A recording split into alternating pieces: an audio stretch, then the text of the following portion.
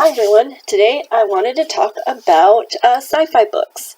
I'm a person who I like sci-fi. I've grown up watching Star Wars and Star Trek, so there's always a soft spot for science fiction, but I never really read a lot of science fiction books until recently, and I really enjoyed them. So just wanted to show some of the ones that I really liked. The first one is the first one that I've read. This was a while ago, but it was like one of my first introductions to like sci-fi, and it was Ender's Game by Orson Scott Card. And this is a story of Ender Wiggin, and he's been recruited for sci-fi like military school. So throughout the book, he has to go through these like simulated war games. And it was just so interesting, and the way like the worlds are was it pulls you in. So this was one of the first ones that I really liked. The next one, it's a lot like Ender's Game, but very different. It's called NickSIA. It's by Scott Wrenton, and this is a story about a boy named Emmett. And he decides to go on a mission to a new planet to get a valuable resource called NickSIA. So he signs up for this mission, and then he gets on the ship, and they're like, "Well, we have a ton of people who want to go on this mission, so we're going to narrow it down by these tasks and challenges that you have to do." So, just throughout the book, he has to do challenges and tasks. So, this one was really, really fun, really well written, and I think I finished it within like a day or two, because it just kept you on the edge of your seat. So, there's another one. And the next one is one of the ones that I had as one of my top 10s of this year, and it was Invictus by Ryan Gradian. And this is the story of Fairway McCarthy. And if you would get like Doctor Who and Firefly and mash them together, this is the book you would get. So this is a world where they have learned to do time travel, and people go and steal artifacts from different times, and then they are able to get money for it.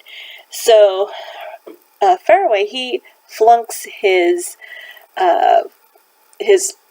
license to be historical, to be able to go get historical artifacts and stuff, and he gets an opportunity to have his own ship, even though he didn't pass it, but kind of like a undercover one, and he has to go get an artifact from the Titanic. And then from there, just things start happening, and he has to go back and forth through time. He finds out about himself, his past. It was just really, really fun read. So, Invictus. The next book is one of my favorite books, and it's Cinder. And this is the first book of the Lunar Chronicles, and these are fairy tales set in space. So not only do you have like sci-fi stuff, like spaceships and aliens and stuff like that, but you also have a little bit of fantasy with magic and stuff. So if you watch Mojo, they have put this book as one of the YA books that they would like to see made into a movie, and I would love for this to be made into a movie, because fairy tales set in space just sound fun. So this is the first one, Cinder, and then there's about four other books. So, and the last one is one of the most unique ones of the books I read last year. It was Illumination by Amy Kaufman and Jay Kristoff.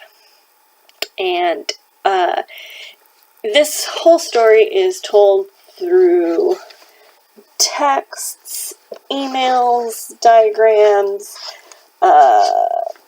different stuff like that. It was a fast read, and it was so unique and so fun. It's a story of two people, Katie and Ezra.